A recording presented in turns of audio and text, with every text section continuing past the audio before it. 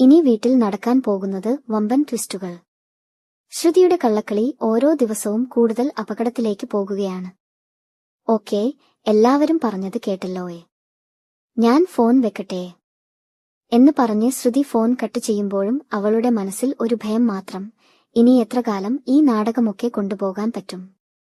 അവൾ പറഞ്ഞ മലേഷ്യയിലെ അച്ഛൻ എന്ന കഥ ഇനി വീട്ടിലുള്ളവർക്ക് മുഴുവനായി വിശ്വസിക്കാനാവുന്നില്ല. സച്ചിയും ദേവതയും ശ്രുതിയുടെ ഓരോ നീക്കവും സൂക്ഷിച്ചു നോക്കുകയാണ്. അതേസമയം മീരയോട് സംസാരിക്കുന്ന ശ്രുതി പറയുന്നത് കേട്ടാൽ തന്നെ മനസ്സിലാകും, ഇത്രയും വലിയ കള്ളം പറഞ്ഞിട്ടും രക്ഷപ്പെട്ടത് ഭാഗ്യം കൊണ്ടാണെന്ന്. പക്ഷേ പുതിയ പ്രശ്നം അവളെ കാത്തിരുന്നു. വീട്ടുകാർ ആവശ്യപ്പെട്ടത് ഒറ്റ കാര്യം: അച്ഛന്റെ ഫോട്ടോയും ചിതാഭസ്മവും വീട്ടിലെത്തിക്കണം. ഇപ്പോൾ എന്തു ചെയ്യും ശ്രുതി?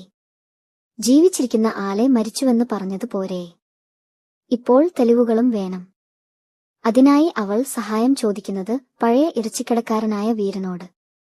വീരൻ ആദ്യം തന്നെ കൈയൊഴിയാൻ നോക്കും.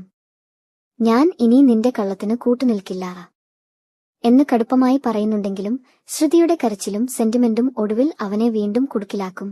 എന്നെ വീട്ടിൽ നിന്ന് പുറത്താക്കിയാൽ ഞാൻ ജീവിക്കില്ല എന്ന് പറഞ്ഞ് ശ്രുതി കരയുമ്പോൾ അവസാനം വീരൻ സമ്മതിക്കും. ഇതിനിടയിൽ മറ്റൊരു തലവേദന: ബലികർമ്മം. 41 ദിവസം കൃത്യമായി ബലി ഇടണം എന്ന് വീട്ടുകാർ ഉറച്ചു പറയുമ്പോൾ ശ്രുതി അതിൽ നിന്ന് ഒഴിഞ്ഞുമാറാൻ പണി അഭിനയിക്കും. പക്ഷേ അതും ഫലം കാണില്ല. മോക്ഷം കിട്ടിയില്ലെങ്കിൽ പ്രശ്നമാകും എന്ന് അമ്മ വീണ്ടും ഭീഷണിപ്പെടുത്തുമ്പോൾ ശ്രുതിക്ക് രക്ഷപ്പെടാൻ വഴിയില്ല. ഇതെല്ലാം കണ്ട് സച്ചിക്ക് ഒരു കാര്യം മാത്രം ഉറപ്പായി: ഇവളുടെ ദുഃഖം മുഴുവൻ അഭിനയമാണ്. അതുകൊണ്ട് സച്ചിയും ദേവതയും തീരുമാനിക്കുന്നു, ശ്രുതിയുടെ കള്ളമുഖം എല്ലാവരുടെയും മുന്നിൽ തുറന്നു കാണിക്കണമെന്ന്. പക്ഷേ അതിനിടയിൽ വീട്ടിൽ മറ്റൊരു സന്തോഷവാർത്ത: ശ്രീകാന്തിന്റെയും രേവതിയുടെയും വിവാഹ വാർഷികം ആഘോഷിക്കാൻ എല്ലാവരും പ്ലാൻ ചെയ്യുന്നു. ധനാഗതഗന്ധേ നദേപതൽ ഹണങ്കി ധാഗതവിവാഹ നടത്താൻ തീരുമാനമാകുമ്പോൾ വീട്ടിൽ വീണ്ടും സന്തോഷം മടങ്ങിയെത്തുന്നു.